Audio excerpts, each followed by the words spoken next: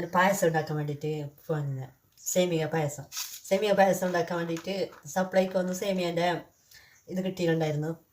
അപ്പോൾ അത് ഞാൻ അണ്ടിപ്പരിപ്പും മുന്തിരി എല്ലാം വറുത്തിട്ട് സേമിയ വറുക്കാന്ന് പറഞ്ഞിട്ട് ഞാൻ എടുത്തോണ്ട് വരുമ്പോഴേക്ക് നോക്കുമ്പോൾ ഉള്ളത് സേമിയയിൽ എല്ലാം മിക്സ് ആയിട്ടുള്ളത് ഇതാ അണ്ടിപ്പരിപ്പ് മുന്തിരി പിന്നെ പഞ്ചസാര സേമിയ എല്ലാം വറുത്തിട്ട് മിക്സായിട്ടുണ്ടതാണ് പാക്കറ്റ് പൊട്ടിച്ച് നോക്കുമ്പോൾ ഉള്ളത്.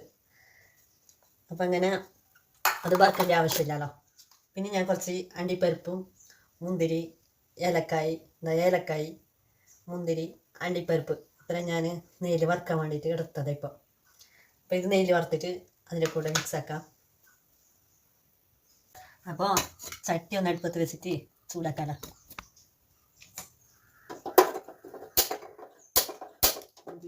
സോപ്പാക്കിട്ടുണ്ടോ ഇല്ലല്ലോ.